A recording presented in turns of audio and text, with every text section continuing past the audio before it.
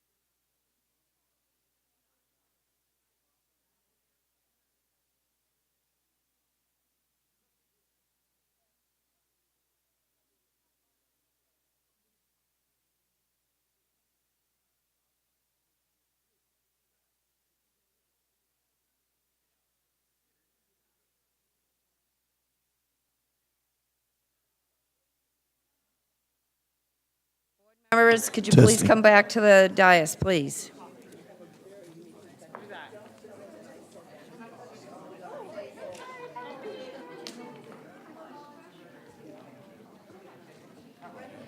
I'll see you later. Okay. I'm gonna take off after all this. Jim's gonna stay with y'all. Okay. I'm like 2.5 hours over my policy. Okay, I appreciate it. Okay.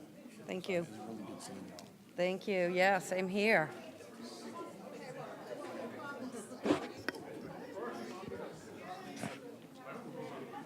Mandy, could you find Steve? Thanks again.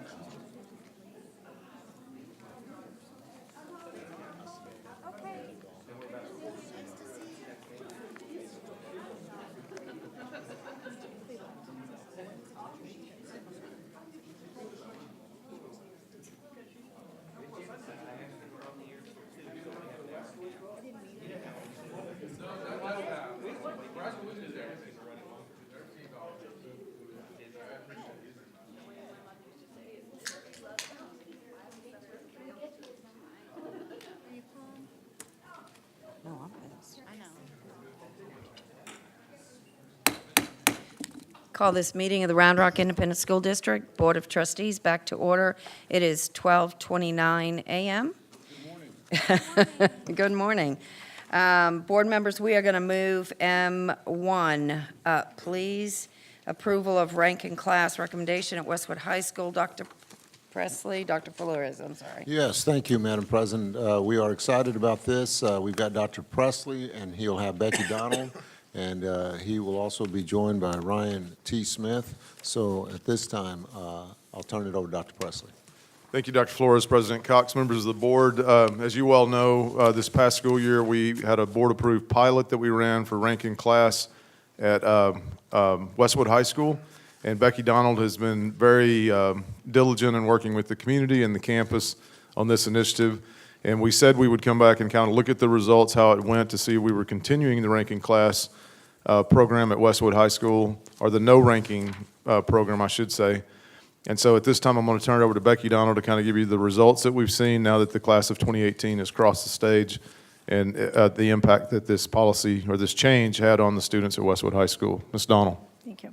President Cox, Dr. Flores, Board of Trustees, thanks for allowing me to come back and kind of giving you a little bit of data and letting you know that this is not really hard data. We really will need maybe 2 to 3 years to really look at the impact, but this is data that we were able to gather from the campus and from our seniors. So when we started out, what we did is we looked at what students reported to the campus, and there are about 124 different colleges and universities in which the Westwood students applied and were able to be accepted into.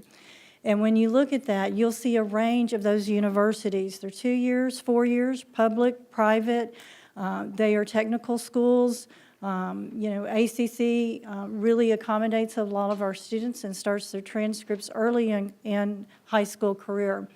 So you look up there, and those numbers are just the ones that we know the schools, the students are definitely going to go there. If you look at the University of Texas, 156 students were accepted, 114 are going to go.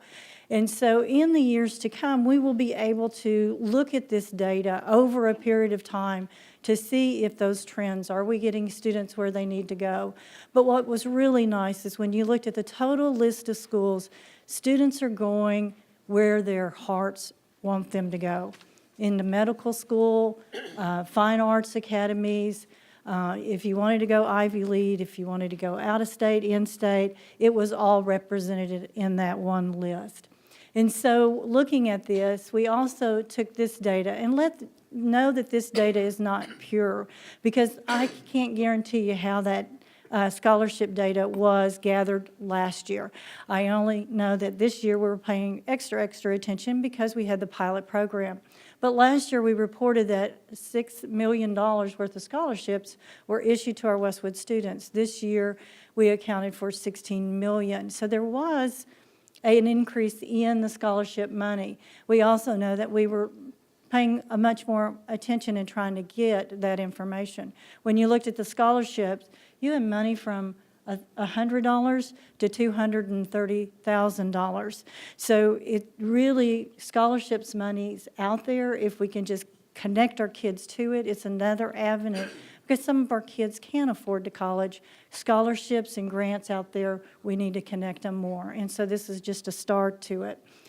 And then I kept a student statement in there because we did say that it was going to decrease stress, and it was going to make them possibly less competitive with each other and more collaborative with each other. And we were seeing a little bit of that turn all year long. It didn't happen to every student. There's still that competitiveness in there.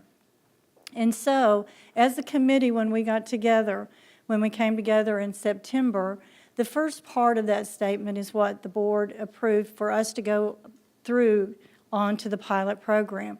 What our committee, in reviewing this, wanted to add, that very last statement, is that Westwood is not a ranking school, but if a student wanted to do the percentile certificate, that we would be able to issue that to them. So in order for Westwood to be a non-ranking, the transcripts cannot reflect ranking whatsoever. We also came together as a community, and they wanted to make sure that we had district guidelines for implementing the program from this point on. The school profile would reflect that it's a non-ranking school, that we would give percentile certificates, that we would allow students to be able to get their class rank at certain times, so the students would know where they are, and they can do the things that they need to do as an individual students to grow. But also that we would not put it on anything, that we would not put it in writing. If we start doing that, then we become non-ranking. Then the GPA threshold would be posted in the counseling office, so students would always know by their GPA what their percentile was, so they could help and monitor their progress throughout the year. And then we know that we don't rank until the sophomore year, but we wanted to make sure that at the beginning of the fall semester, beginning of the spring semester, students would know where they were standing at each of the semesters. Once again, giving the information, and a student would have the choice. I may be a student that I don't want that until maybe my spring semester, or maybe I'm a student that really motivates me. And then we want to make sure that our community knows that with automatic admissions, if you're in the top 25%, you're automatic admitted. That is not a guarantee. But we found out this year through some that it's not necessarily hurting our students. And then what we also asked is that the students in the top 10%, they have to be ranked for public schools in Texas. But what they asked that these top 10 students, if they wish not to have their rank on out-of-state schools, that we would accommodate that. And there's not anything that goes against state law to do that. And that on the transcript, weighted and unweighted GPA would be on the transcript. So that just gives you kind of a short review of kind of some of the data. We'll continue to watch that data. And then some district guidelines to make sure that we're doing the right thing and we're monitoring. And kind of the recommendation from the community is to drop pilot and continue Westwood to be a non-ranking school. Questions?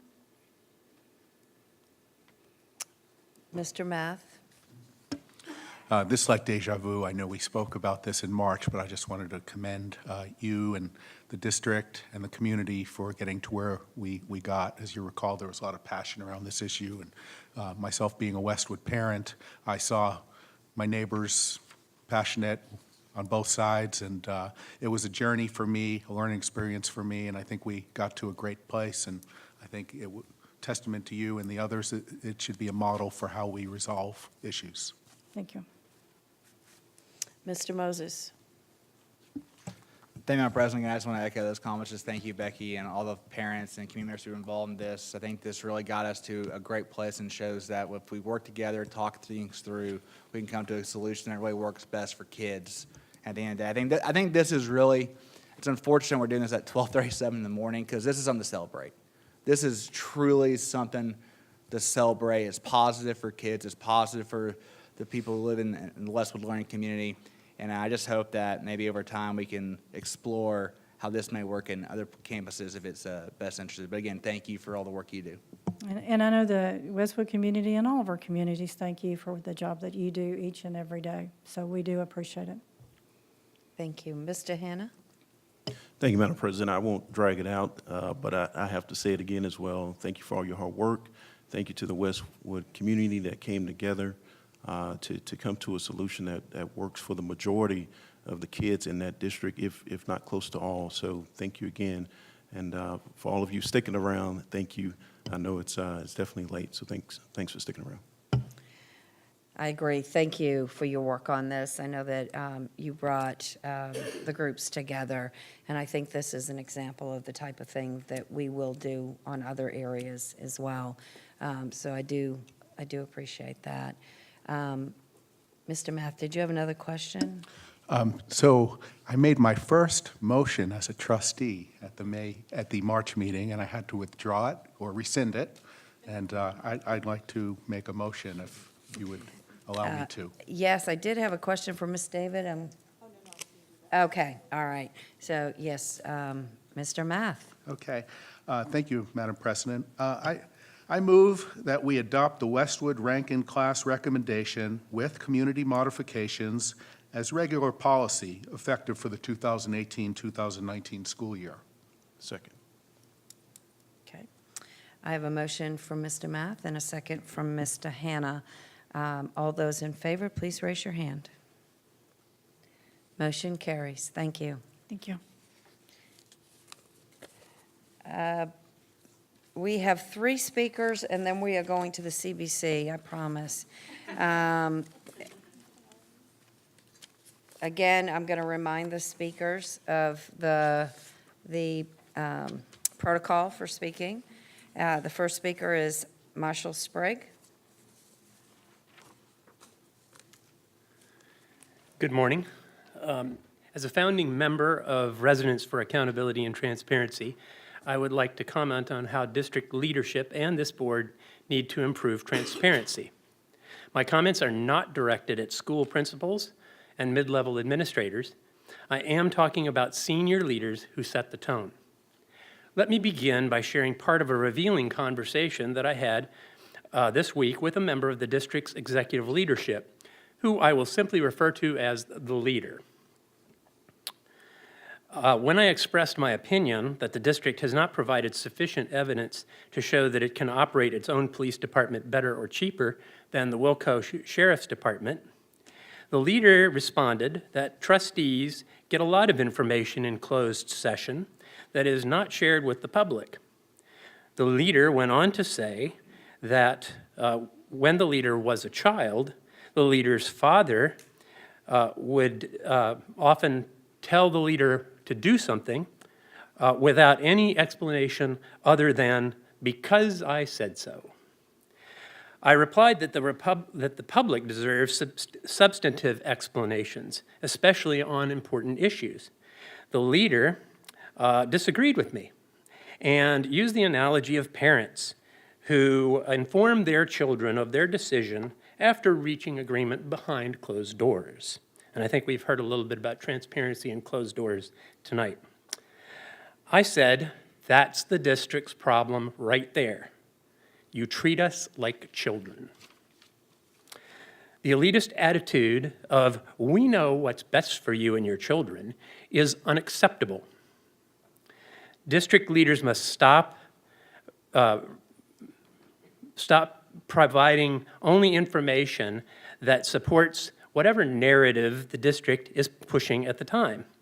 We insist on getting the full story, and we insist on access to the data that is used to make decisions.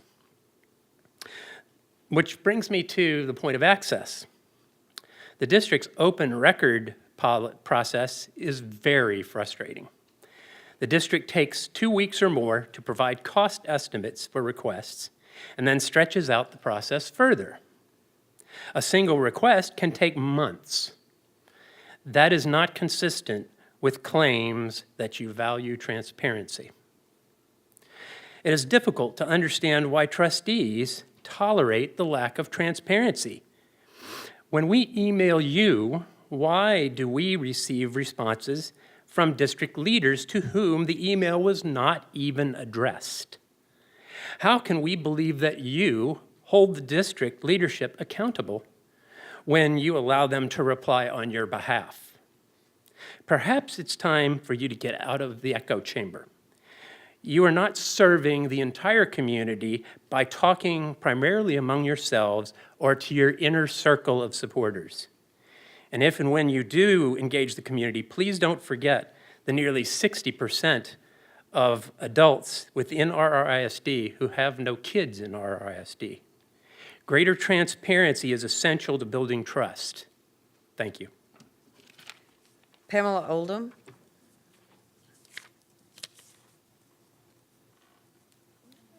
Tripp Seabolt. Good morning, everyone. A baby enters the world in North Korea. Their expected future economic outcome, $1,800 a year.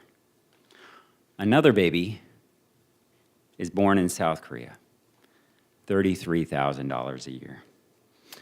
As is evidenced by the Korean Peninsula, a boundary creates a stark contrast. Our district has an opportunity to ensure that there are no lines nor boundaries dividing the future economic prospects of our children. This requires an investment and commitment to diversity training. Each parent wants their child to have a solid foundation and a deep, strong-rooted system. And rightly so. A tree doesn't exist in isolation, though. Its health is intertwined with the health of the forest. We exist as part of a larger social framework. How do we accomplish this? That's more difficult than the why. I'm not going to pretend to know every step along the way. However, it starts with a heart mindset. I'd like to see a much greater emphasis on mental and emotional health. I'm deeply troubled by the increases in teen suicide rates and school violence across the U.S. We must ensure every child grows strong and healthy. The full impacts from the creation of a district police department aren't understood. What's the rush? Let's take the necessary time to better study and understand these issues. I ask that the board defer this topic for 3 to 6 months. I ask that an independent review board be created by the board. Peace be with you. Thank you. Okay, board members, we are moving the CBC J1. Dr. Flores. Yes, Dr. Presley has been working diligently with that, and we have wonderful citizen committee coming forward with a presentation tonight. We have Ms. Chris Parker. So without further ado, Dr. Presley. Thank you, Dr. Flores, President Cox, members of the board. The CBC's been hard at work. Lots and lots of meetings and lots of good information and lots of citizen participation, which is really always good. And so tonight, Chris Parker, the chair of the Citizens Bond Committee, will come forth and give you an update of kind of where we are, just kind of state of the CBC right now. And I'll remind you that in the original plan that we had a target date of August 2nd for a final product to be brought forth. So there have been a number of meetings, as I said, and there'll be many more, even during the break. When the district's closed, we're going to accommodate some subcommittee meetings and meetings. Our next big meeting will be Monday night. So, Ms. Parker? Happy Friday, everyone. Dr. Flores, President Cox, and trustees, thank you. I just wanted to bring to you kind of an update on where the CBC is, what we've been doing, and where we foresee going as we meet our August 2nd deadline. I have not, first of all, I want to recognize the CBC members that are actually here and stayed throughout the long night. But You guys as- get paid extra, so keep that in mind. But the first slide I have is we just, again, are showing kind of how the CBC charter came to fruition, and that the last update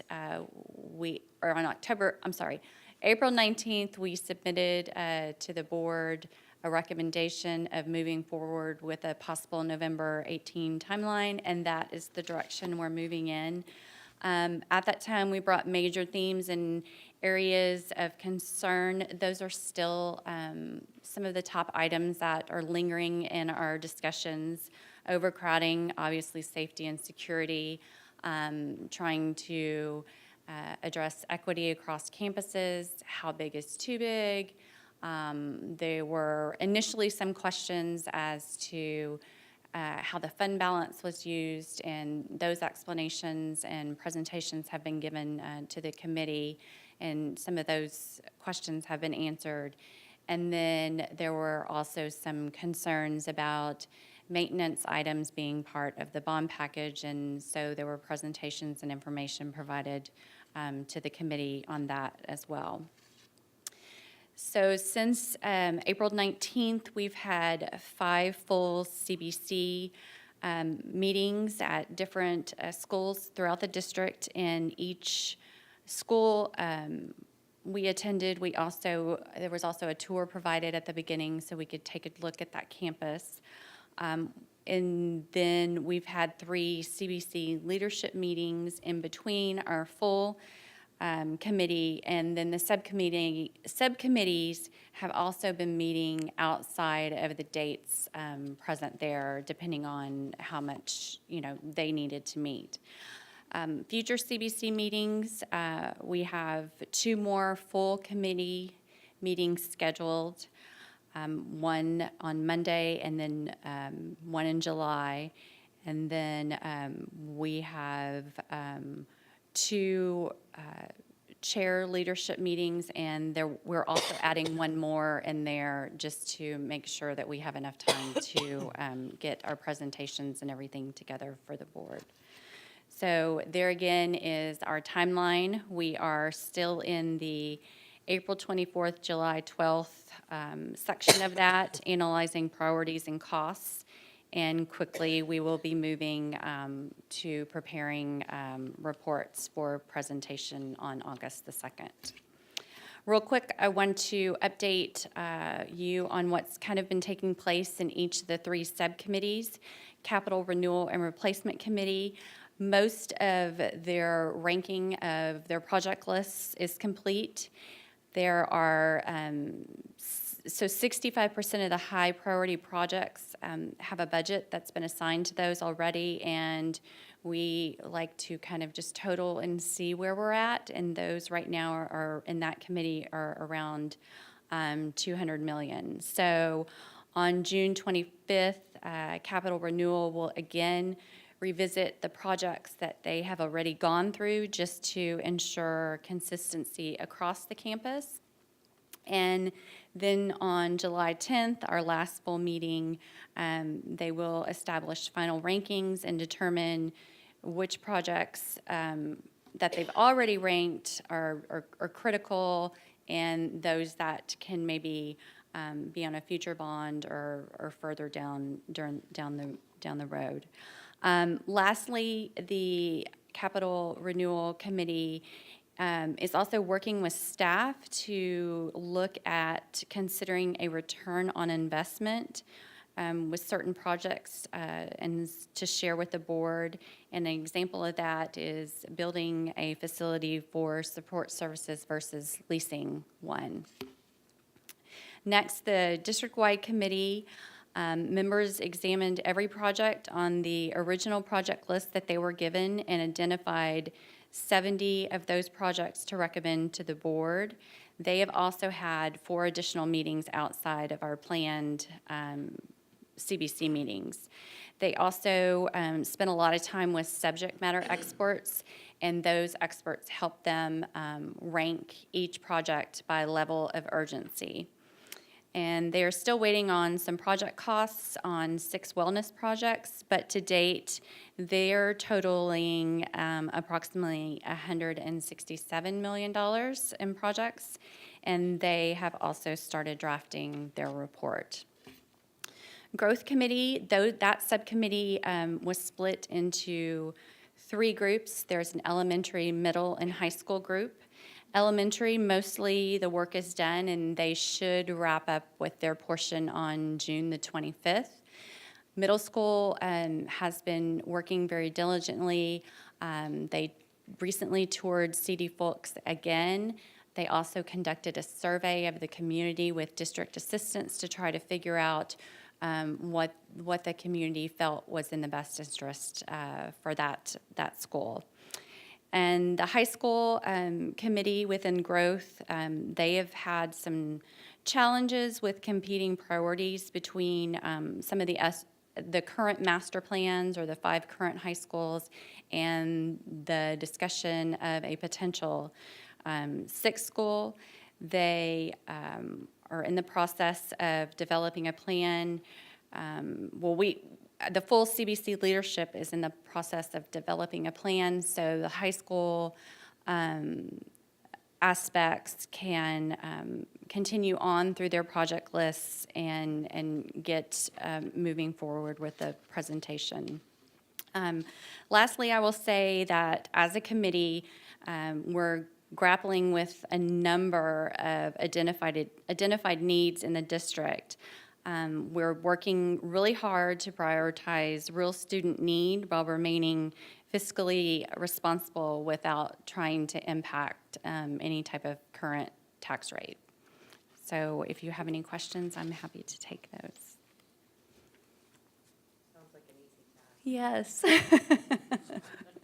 Mr. Chadwell. Thank you, Ms. Parker. Appreciate the report. So back on slide number 8, slide number 9, there's no number yet? So No, at a minimum, not- right not- now? No, not for Growth. Since they're split, they haven't totaled up their project list. But at a minimum right now, there's 167 plus 200 roughly, is that right? Is what has been identified in the other committees as need. Obviously, once the Growth gets to that portion, then we'll have to look further Okay, at that. and what's the current tax rate, or the amount that wouldn't affect the tax rate? I've heard anywhere from 250 to 400. We have been told it's 495. Okay. And, okay, that's all I have for now. Thank you. Mr. Hannah? Thank you, Madam President. Thank you, Ms. Parker. I keep hearing that there's some frustration with getting information. So I want to hear your response to that. I think some of the frustration has come from the amount of costs on the project list, just trying to get the project list complete with the costs. Like I said, we're moving forward with that now, but it's a lot of information. I mean, the project list, I think overall it might have been 1,200 line items. I can't remember offhand, and then split among committee. So just obtaining some of those, information requests, that type of thing is taking some time. I don't know of anything currently that is outstanding that we haven't asked for. Like I said, there are a couple of wellness projects that we're still waiting on cost evaluations on, and I think some in capital and renewal. But the information is coming, maybe just not as quick as, we're maybe expecting a turnaround. But I will say that the district staff is working very hard to provide everything they can within the time that we've asked for it. It's just a lot of requests, I think. Sure. Thank you. If I could add to that, Mr. Hanna, I want to compliment Mr. Wooster and his staff. They've been incredible, and they're trying to be incredibly accurate, because it's pretty easy to generate numbers, in a range, but his staff has been very diligent to make sure the numbers we're giving are accurate and they have backing on what he's providing, so that's taken a little more time as well. Absolutely. And I appreciate that, because obviously, once that picture comes back to the board, we want that to be Accurate, yes. accurate and as clear as possible. Yes. So, and just the idea of doing that comparison, building versus leasing, I think that's a great idea. I do it all the time with clients. When you really sit down and talk about that number and how long they've been leasing that, they probably could have owned 2 buildings. So I think that's a great idea. Thank you. Mr. Moses?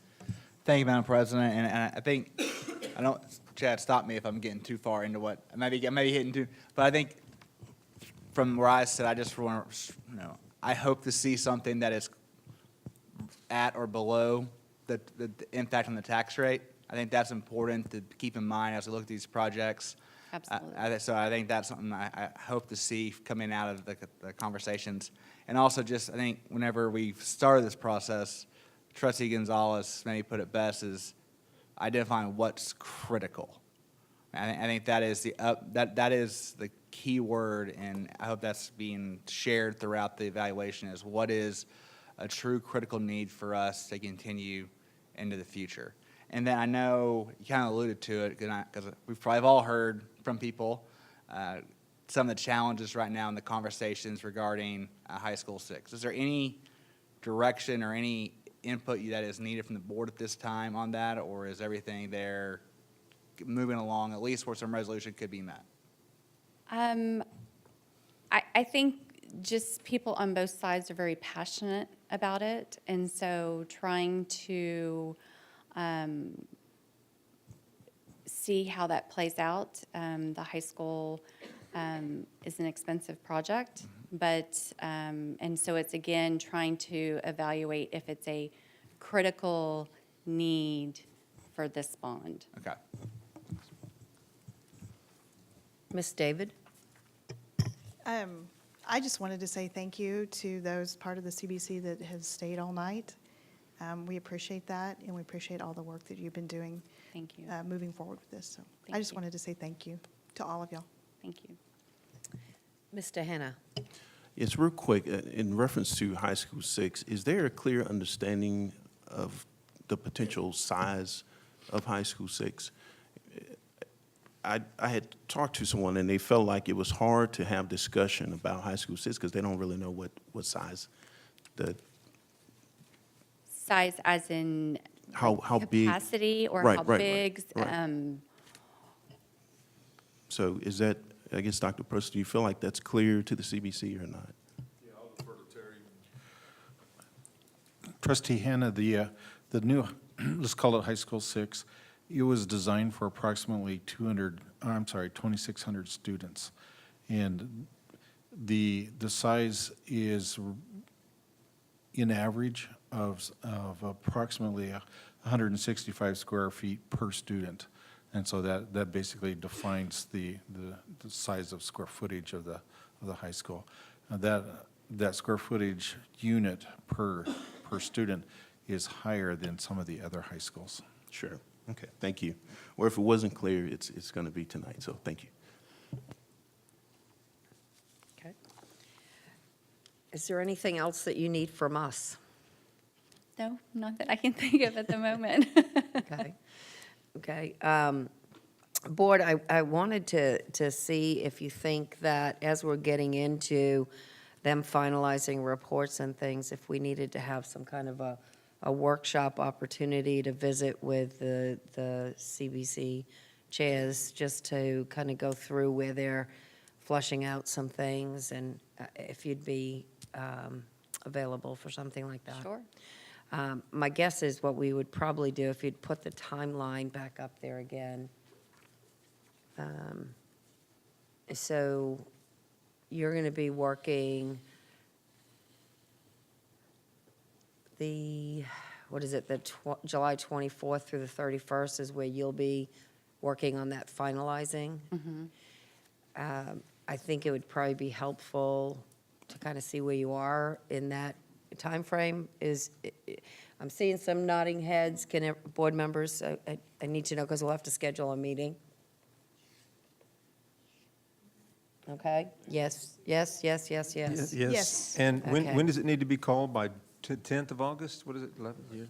12th? 20th, No, it's earlier, it seems like. 17th maybe? I was going to say the 16th. It's in that range. So Yeah. maybe- It's whatever that, I think it's the 16th or 17th, actually.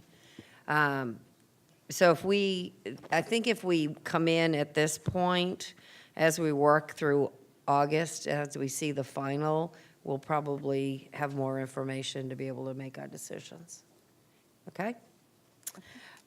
Well, I think we'll just get that on our calendars. Maybe we can work with Dr. Presley and our scheduling Okay. and that try to sounds get good. something scheduled. Okay. Okay. Thank you so much for you. your work. Thank you for staying so late tonight, and thank you to the rest of the committee members that joined us in this marathon. Board members, I'm going to move on to, I'm actually going back to E1, approval of the minutes, because I managed to miss that. Thank you, Miss Patty. It's E1. Oh, somebody else did it.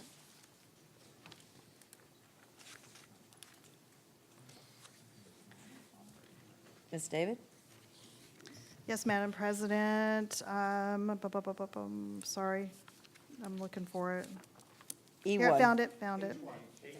H. I found it. Madam President, I move that the board approve the minutes for the board meetings held on May 17th, June 7th, June 14th, and June 18th, 2018, as presented. Second. I have a motion from Ms. David and a second from Ms. Gonzalez that the board approve the minutes for the board meetings held on May 17th, June 7th, 14th, and 18th, 2018, as presented.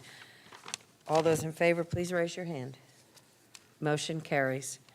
Okay, now we're going to move on to K, Superintendent Report. Dr. Flores. Yes, ma'am, we do have three reports, and we'll go in the order of construction report first, Mr. Terry Wooster, and we will then go final state assessment results with Dr. Kathy Malerba, and then we'll end with career and technical education with Mandy Estes and Sherry U.S. Bonds.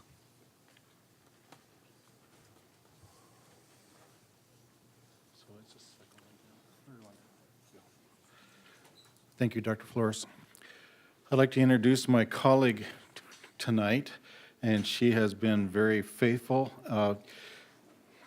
My colleague, her name is Deanna Rodriguez. She is a UT, University of Texas Longhorn Engineering Architectural student, and she is our summer intern. And so I felt like there would be a very teachable moment tonight. And so You mean Probably this thinking morning? about her career choice right Morning, now. she's thinking, what did I get into? Yes, and so she's been very faithful to come and support our presentation tonight. And so we welcome her. This is her first board meeting. I think Ms. Gonzalez said it right. not to ever work for a school district. Likely her last. Yes. And so we are grooming Deanna to become a future director of construction. Okay. And so thank you for the opportunity to speak tonight. It is always an honor to speak on behalf of the work that goes on in operations. We've changed the opening slide, and you can see that we've changed it to the Cedar Ridge Auditorium. And it's always an honor, too, and it's a privilege as well to be associated with such a fine facility. It doesn't happen in careers that frequently to be able to have an association with a piece of architecture that has art and rhythm and design and composition to it. It's a credit to Round Rock Independent School District. And so that's why we put it there. So we'll go to the next slide. There are basically three slides or three projects remaining in the 2014 bond cycle. And of course, up in the upper left is the Stony Point Auditorium, Stony Point High School Auditorium. And this is a construction photo of the entry. You can see that it's going to have a different entry than the Cedar Ridge High School Auditorium, but by and large, they're sister facilities. We are working very hard to keep those facilities as though they're identical as best we can. And we're on track. You can see that from a construction pay application point of view, Stony Point High School is 71%. And Trustee David, you asked me last time to do an estimate of how far along. And so my estimate is we're probably 80, maybe a little more percentage complete on that project. I'm going to skip down to the lower left, which is Chisholm Trail Middle School kitchen addition. That is a demolition photo. It's approximately a week old, and you see some plumbing being remodeled or reestablished in the floor, and the demolition. That is in a state of putback now. The demolition is done. They're putting back the floor. They've recast the floor with poured concrete, and they are back under construction. And so this project is just moving very smoothly, very, very nicely. And so pay application is 50% complete, and they're a little further than that, just for my estimate. And then, of course, we've had much conversation tonight on McNeil High School and GMP 5 and 6, and I've had the privilege to be on site, and of course, Mr. Moses was there on site this morning. And so I would encourage you all, as trustees, that we would like to organize a tour if you'd like to walk the site and share what we see there. And that particular photo is a photo that leads down to the sped wing. And just this morning, there was a beehive of activity up in the sped wing. And just to the right, the studs that you see on the right of that photo, you can get a glimpse of the courtyard that is a part of the sped wing, which is a very nice feature for that facility. So those are the three remaining, and they seem to be moving along at a nice pace. Every construction project always has a challenge of some type. Every project has its own life or issues, and so we manage those every day as best we can. Let's go to the next one. So we've had much conversation tonight about reporting and how you follow reporting. And through the managerial response, I wanted to show you this slide in that Ms. Carpenter showed a template that was borrowed from the audit team. And I took that template and I modified it even more so that it had applications of specific points of view towards McNeil High School for GMP 1 through 6. And you can see in the upper part of the slide, it starts with the original budgets. And as we've talked about the original budgets, the numbers that you see here are the numbers that actually reflect directly through the finance department, because I've coordinated those with our esteemed finance colleagues, Rosanna and Wayne. And part of the budgeting process goes through the original budget, and it's been noted that there was not much information that was part of the original budget. And so you can see in application to specifically McNeil, just a list of geotechnical and site survey and environmental, and it goes down the list to permit management, project management, and over to the right, you can begin to see that there are contracts that exist, that's in the green column, that are brought to the board here for review and approval. There are also purchase orders, and they tend to be small. For example, the civil purchase orders number approximately 10, 12, and they average on specific tasks, but collectively it's $43,000. And so those are the costs of all of the consultants that are on the project and how they work and part of their responsibility. Geotechnical costs are substantial as well as environmental costs. And so by using a tool of this type and continuing to use a tool of this type for each project, then we can bring a report to you each and every month if necessary and or however appropriate. And with the variances, so and you can see the variances, which we all know for the hard costs, the construction costs, and of course the soft costs there at the top with the design services. The next slide will show that there are also costs for furniture, fixtures, and equipment. A lot of people ask me, what is FF&E? Well, that's the acronym furniture, fixture, and equipment. And literally, it's the purchase of furniture. The purchase of sped furniture is underway. We haven't written any purchase orders for that, but it's colors have been selected, styles of equipment, and that's very specialized equipment in the sped wing. But it also involves moving and installations and different things of that nature, signages. So FF&E is not always just buying the equipment. It has to be managed when it comes to the project. And to be honest with you, that's a rather daunting task, particularly in a school such as Pearson Ranch. There are cases and cases and boxes that show up randomly. And so we had 2 staff people at Pearson Ranch just to manage boxes as it comes in the door. And then, of course, information technologies, and below that, you can see that there's just a small amount for the district to join the Williamson County Conservation for that part of the environmental. So at the bottom, you can see the project totals, and you can see how they vary and how it compares from one total to the other. And that is per the invoices of 06/18, 2018. So with that is a high altitude summary that, again, I had mentioned earlier in questioning.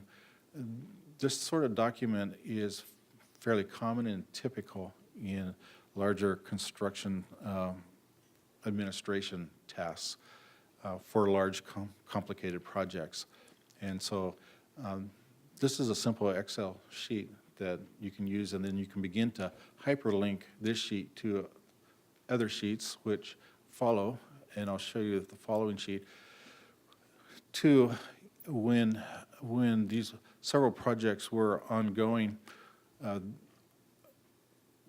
a contingency allowance log was not being kept. And this is one of the changes that we've made in the department, is you start here, you have to keep track of your finances as it moves along. And so this is just a log that's directly related to GMP 5. And to date, there are only three items related to the contingency of GMP 5. The first one is related to City of Austin water line managements, and the second one is TECQ and City of Austin void mitigations 1 through 6. You'll see that cost directly there, as well as the City of Austin site directed cleanouts.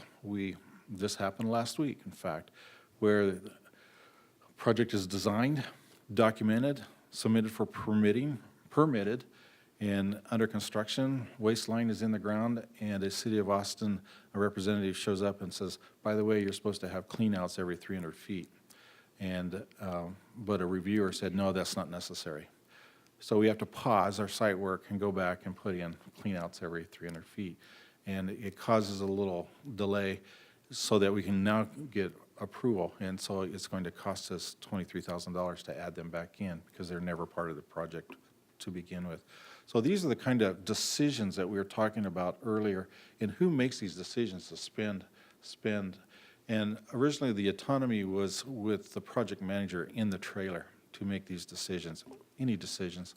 We've stopped that. That process now is that it's talked about is costed, or let's say proposed, is formatted, backup material. That's brought to me now, and each one of these items are reviewed with me, and there's a signature before it proceeds. Slows down things sometimes because there's a day or two delay, but we now are not just making decisions randomly. It is my decision and/or a decision that I defer to a director of construction at that point. So that represents some of the change. Now, when we talk about decisions, I'm going to use a law vocabulary word, which will cause Ms. Carpenter to smile, in that when I arrived, I was quite taken and impressed by the system and the efficiency and the quality of the construction contract and how they work through purchase orders here. I've never seen a district in my career that actually had that efficiency and that quality of documentation and how it flows. There is one small thing that as we begin to look at new contracts for the upcoming opportunity to do projects in another bond, is that we would want to add a phrase that goes to what's called quasi-jurisdictional. Historically and typically, an architectural contract allows an architect or a builder to be a jurisdictional author of change, if you will. And they would represent the owner for change. That is a need to stop in this district, in that all change needs to be the authorship of the district, the owner.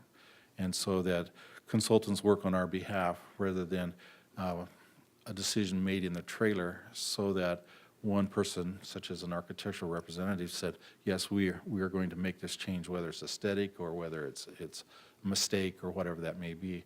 And so with Ms. Carpenter, we're working with that as well. And you see her smiling, so good. And so, yes, happy about that. So we'll make a pivot from here. We're making a pivot. And we're going to go to, next slide. So this is one of 3 sheets of the 2014 bond list. The colors over on the right-hand side, the green colors represent projects that have been accomplished and closed on or under budget. The ones that are kind of salmon color represent projects that are closed and perhaps over budget, and it has multiple reasons. Scope could have been expanded and/or whatever that may be. But all in all, the pivot is actually very good news. And I will say this again, it's very good news, despite some of the discussions that we've had earlier in the evening. This sheet, and going to the next sheet, shows that by and large, the projects in blue are still under progress. And they may be under progress because we're working to get closeout materials, or there may be warranty items, things of that nature that we're still working with. And at the end of this sheet, you'll see that the 2014 bond list will still land and finish under its projected cost. And so that's the good news of the night. And so I wanted to reinforce that. There are only 2 projects on this list that were not accomplished. One was at CD Folk, and that was a paving project, and it just, at the time, that decision was such that it was just not a good stewardship to repave and spend money on the asphalt there. And the other was a irrigation project at Brushy Creek. So at that point, we go to the last slide for questions. And I'm happy to answer any questions you may have. I have one question, and I probably know the answer to this, but we've got a couple of projects going. I know you did the example for McNeil, but we could expect the next report would have all of the projects Yes. in this similar format. Yes, that's exactly right. That's exactly right. Thank you. Mr. Moses? Thank you, Madam President. Just thank you, Terry. I'm excited about the new layout of the report. I feel like in the last year, it's evolved quite a bit, and I think this is going to be just a great tool for all of us to have.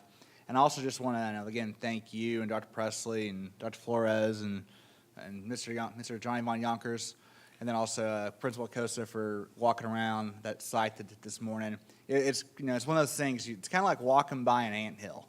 You look down, it doesn't look like much, but all of a sudden you kick it, and underneath there's a swarm of activity. And there was a lot of activity going there today, so it's very encouraging to see. It's one of those things that's great to kind of put your eyes on. So again, thank you all for letting me tag along on that. Most welcome. Thank you. Ms. Gonzalez. So it's late, and I'm not sure if I'm missing it or not seeing it, but the McNeil band pad, how is that? Is that going, are we on schedule? How's that looking? Thank you for asking that question. And I sat with after everyone left this morning, I went back and sat with the job superintendent, despite having conversations with the executive saying, we have to have this done. Here are your dates. And I sat with the superintendent and said, tell me the truth. It's just you and me. I want to know, are you going to be on time? And he said, yes, yes.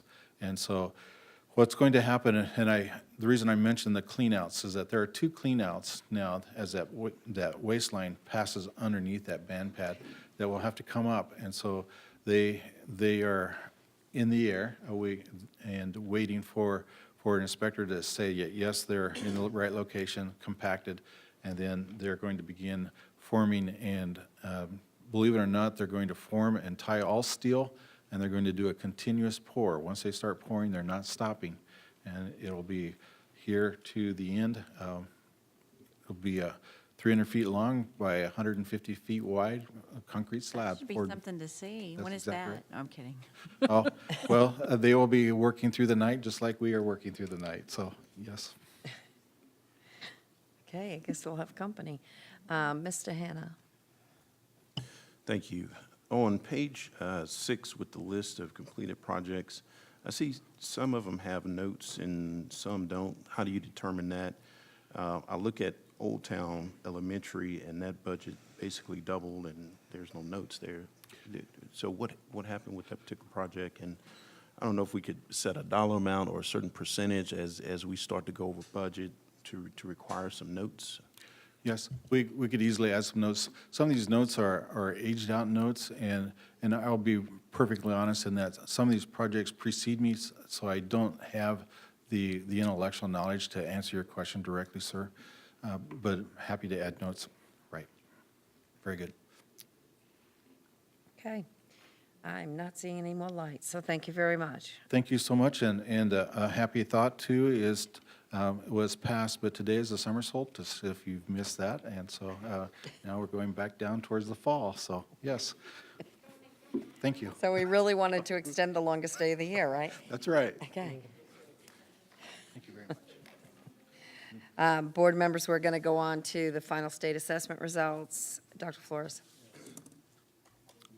We'll have Kathy Malerba lead us through this, and she will do so as quick as you need her to go.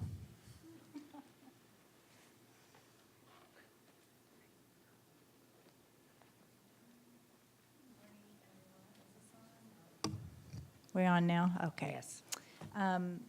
Happy to let you know that this is a very brief, very high-level summary of, we finally do have all of the results that we've received to date in this presentation. So I'm bringing back a couple of slides from the board workshop just so it would all be in one spot together. So these results do include all students tested, including our 5th and 8th retesters and any EOC retesters. We finally have received our 1 paper copy of student results from the state. So those are with the assessment department, getting distributed to campuses. So if parents would like to pick those up, they'll be available when campuses reopen on or after July 16th. And we do have our students in summer school finishing up their year with any testing that needs to be done in the coming week. Also want to just remind parents they can go to the Texas Assessment Portal to see their students' results and a lot of other rich information. And after the New Year rollover, we'll also have those scores available in Hack. And you've already seen this slide where we had basically steady performance from last year, a few upticks for 5th and 8th. And you'll see that's a pretty consistent pattern across the grade levels between no change, 1 percentage point, maybe 2 for most assessments. Sometimes could be up or down just a little bit, but pretty solid. So celebration of steady performance in comparison to last year. So here's 3rd and 4th reading and math. 4th grade writing, 5th grade science, both just a little slight uptick there. 6th and 7th reading. 7th grade reading down just a touch. Likewise, the middle school writing, science, and social studies looking pretty steady in comparison to last year. And then you've already seen the EOC results for the all students tested and then the first time tested. So no surprises really there. Like I said, steady performance. And so I did want you to see just a few days ago, the state results got posted. I just wanted to see that we are also holding steady in our performance against the state, still often double-digit levels of performance above the state. Not every single assessment, but in the large majority of them. So the next thing you'll receive from me is our 4th quarter monitoring report, and then you'll start to see our baselines for the goals we've set for next year. I have time set aside next week to start working on that. So hopefully when we all reconvene after the break, we'll have a couple of additional reports for you. Any questions? Any questions? Mr. Moses? Thank you, Madam President. Again, this is just, I wish, and maybe in the future, we need to start thinking about putting this kind of stuff up front. Because at the end of the day, we're about educating kids.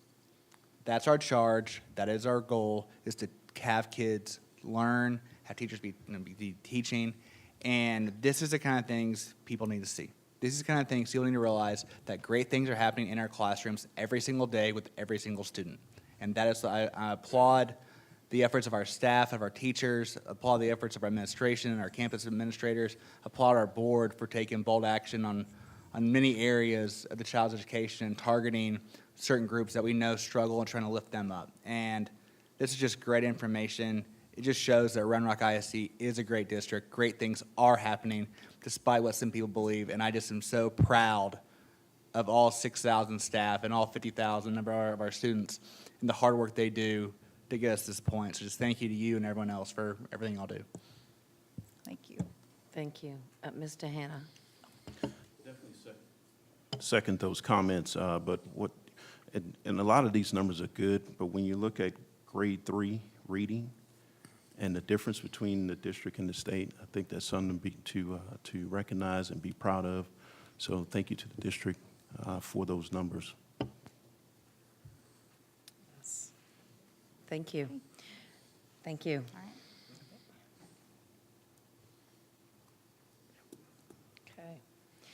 Okay, we're going to move on to the career and tech education update. Dr. Flores. Yes, we have Mandy Estes and Sherry Mons and Dr. Laura Darden. And at this time, I'll turn it to Mandy Jo Estes.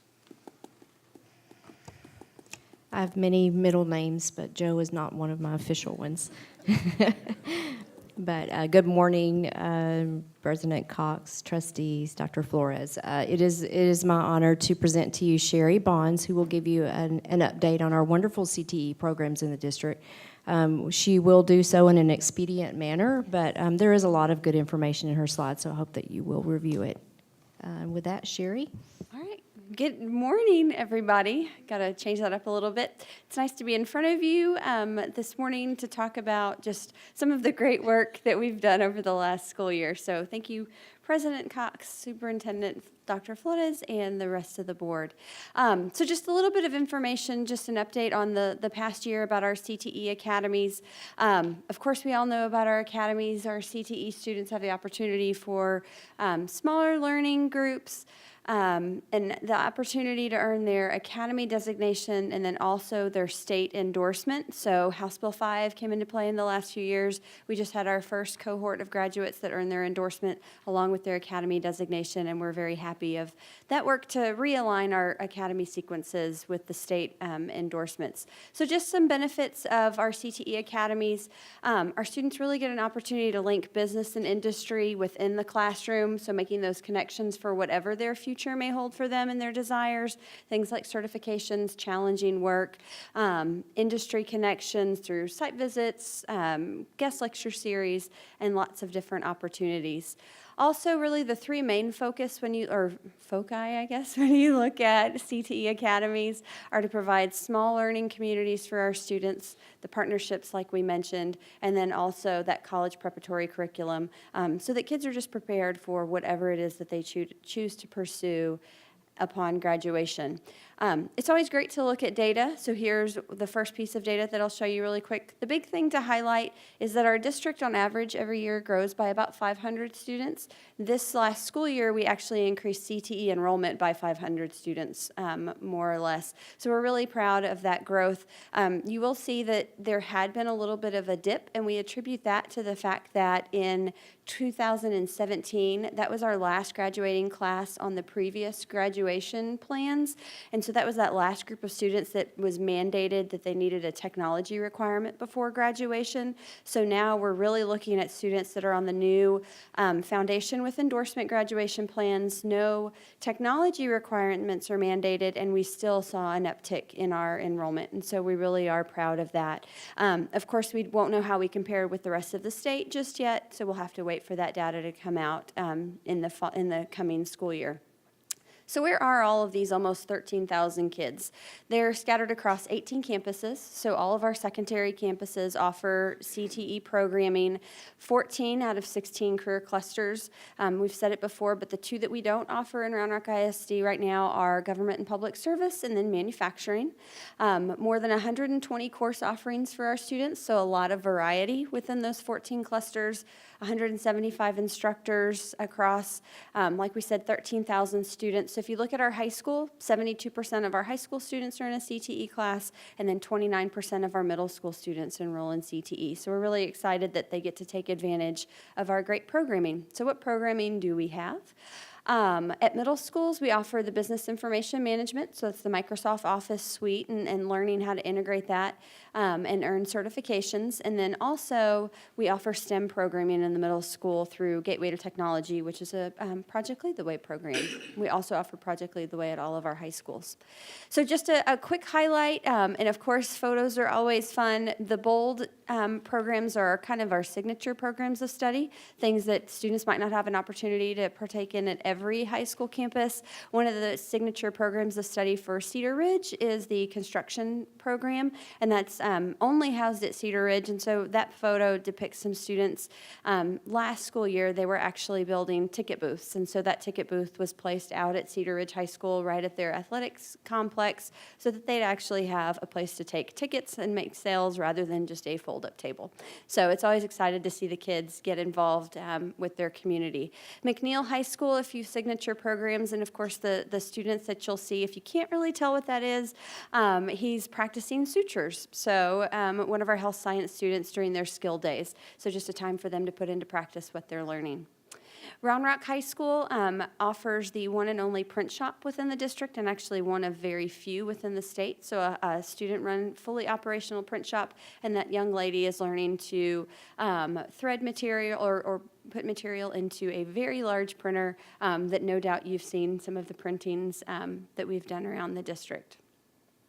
Stony Point High School definitely offers the most variety of programs of study, but that photo is depicting a student's engineering program or project. It actually, in the far right corner, says design number 4, so just kind of showing that iteration process of students, starting a project, figuring out what works and doesn't, and just keep going at it until they hit the right solution for whatever their problem is. And last but not least, of course, our Westwood students, one of their signature programs is architectural design. And so just a photo depicting models and things that our students are learning and being able to work on throughout the school year, or actually their 4 years.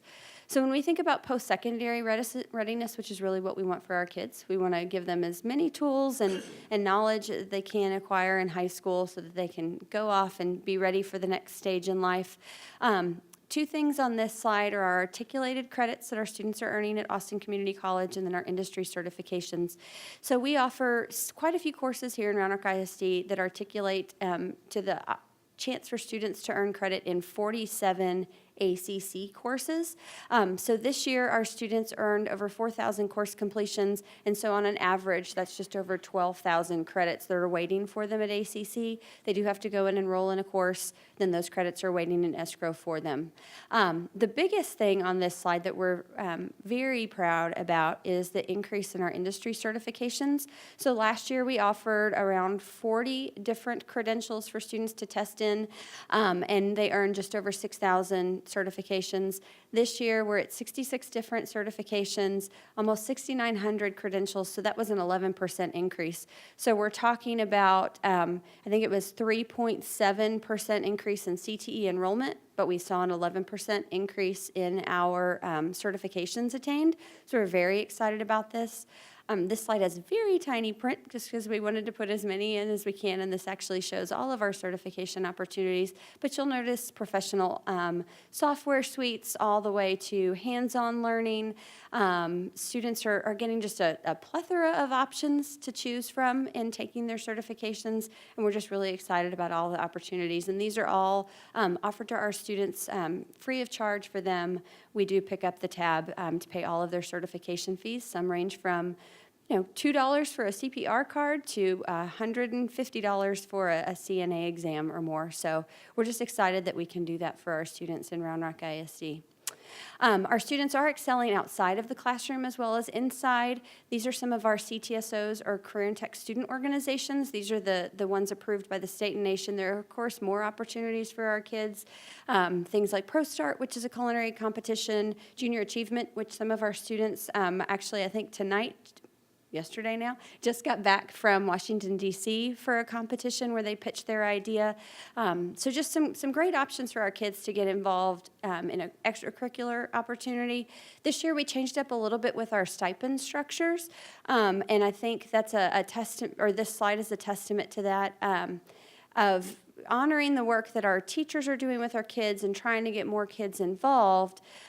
You'll see that we increased enrollment or increased participation at the first level of competition by 41%. So we had over 1,200 students jump into that first level in a CTSO, and then we increased our national and international level participation by 32%. So again, we only increased enrollment by 3.68% of kiddos, but we're really seeing them achieve outside of the classroom. And at the end of the day, that's what we get to do in the CTE department, is make sure our kids get these great opportunities and experiences.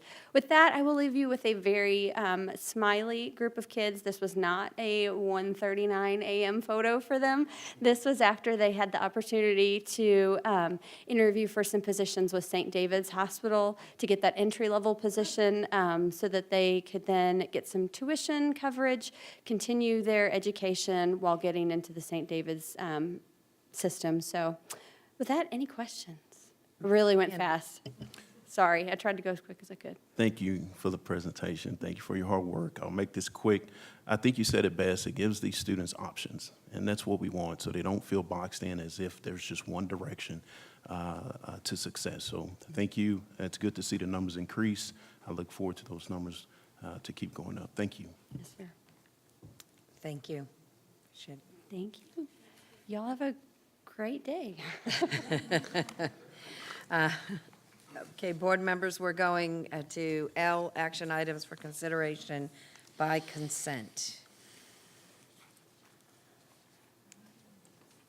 Mr. Chadwell.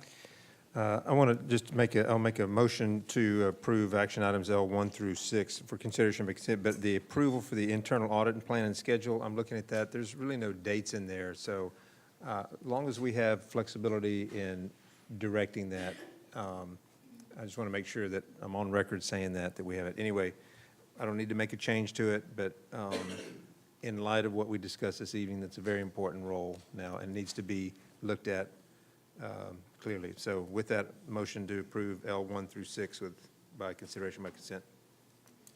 Thank you. I have a motion from Mr. Chadwell. Second. A second from Mr. Moses that we approve action items for consideration by consent, L1 through 6. All those in favor, please raise your hand. Motion carries. We are now moving to M2, the approval of the resolution for the policy EIF. Dr. Flores. Yes, Dr. Presley will carry that item. Yes, so now we bring a resolution to you to approve or to request that you approve for EIF, which is a recent change in the education code. And basically what it does, it allows students who entered the 9th grade before the 2011-12 school year to receive their high school diploma if they're approved by a graduation committee. That committee would be made up of an area superintendent and then our designee, plus one other staff member who's an expert in the subject area that the student did not pass their state assessment and didn't receive their diploma.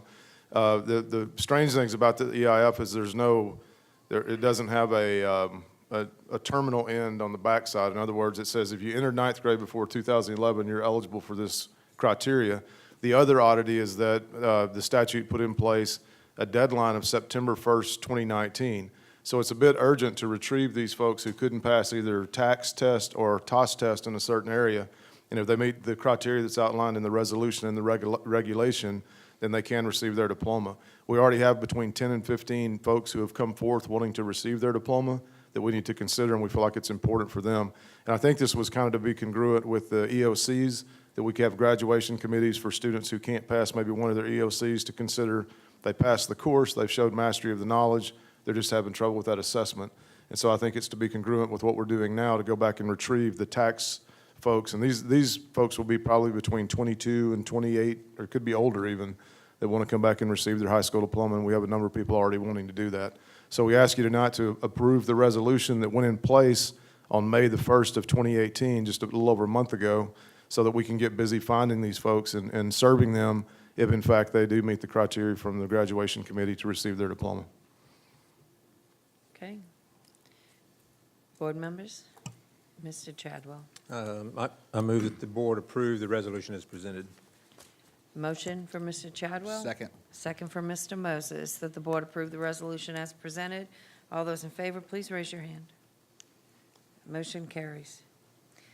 We are going to move on to M4, adoption of the 2018-19 Round Rock ISD budget.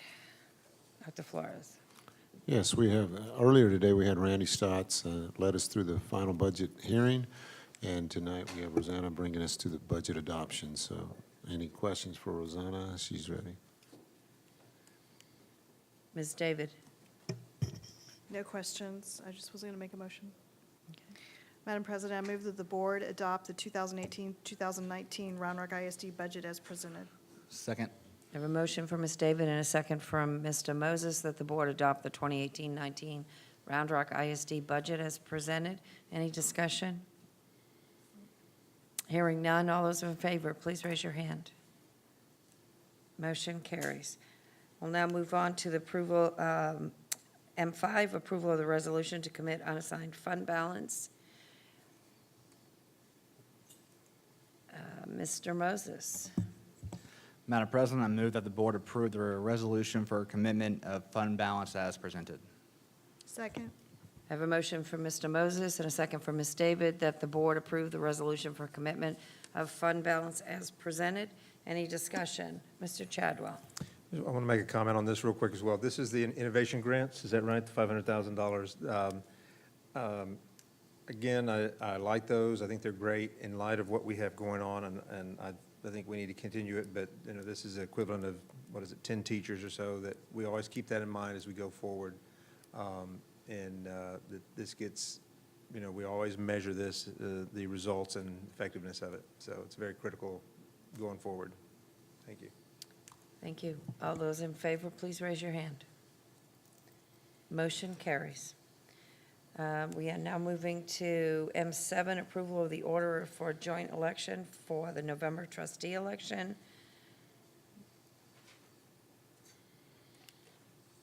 Mr. Moses. Madam President, I move that the board approve the attached order for joint election that will appoint the election administrators of Williamson and Travis counties as the early voting clerk for the joint election and as agent for the custodian of voted ballots. Second. I have a motion from Mr. Moses and a second from Ms. David. I will not read the motion, it's a long one. Any discussion? All those in favor, please raise your hand. Motion carries.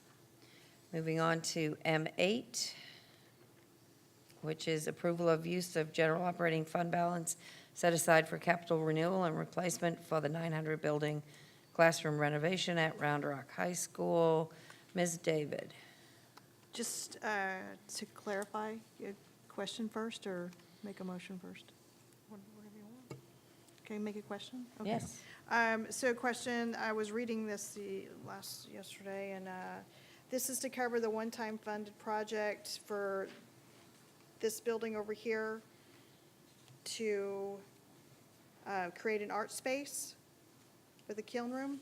Yes, yes. It's in the 900 building, and so the work of this particular motion is that there is a large space in the 900 building that is used for storage for band props and theatrical props.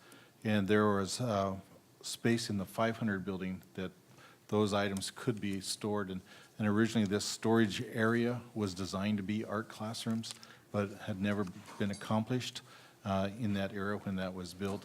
And so we are working with administration to recapture square footage that should be more appropriately assigned to students. And so the storage items are being moved over to the 500 building to function for band and the theater groups. And we'll be constructing a partition, art cabinetry, some plumbing, and a kiln room to accomplish their needs. Thank you. And Madam President, I'll make the motion. Okay. I move that the board approve the use of $270,811 of general operating fund balance set aside for capital renewal and replacement for the 900 building classroom renovation at Round Rock High School. Second. I have a motion from Ms. David and a second from Ms. Gonzalez. Is there any discussion? Hearing none. All those in favor, please raise your hand. Motion carries. Okay, board members, we're looking at any additional public communication? No. Announcements? I'm sorry? If they stuck around till 1:48 for something to end, that's dedication. Yeah. Mr. Chadwell. You're talking about announcements here, is that right? Yes, Okay. I was I'm gonna make- get to that. Make a real quick note here. I happened to Google. I will say this, we have heated debates up here, we have discussions, we always appreciate our civility back and forth. We're passionate about what we vote for, and then once it's voted on, we move forward. So with that, I want to say that I Googled Round Rock ISD Police Department and Community Impact 1 hour ago, 1 hour and a half ago. The very first line says, the Round Rock ISD Board of Trustees approved a resolution to hire a district chief of police Thursday night. So I know that's not exactly true, but that's the image that goes out there. So I hope that they clear that up and clarify it. So that's what happens, and some of this stuff goes out. But we got to move forward with what was voted, and I support that. Thank you. Are there any other announcements? Okay, I think that we just need to get a couple of meetings on the calendar, and we'll be getting in touch with board members. Other than that, if we can, I'll entertain a motion, or I'll make it myself. We are adjourned.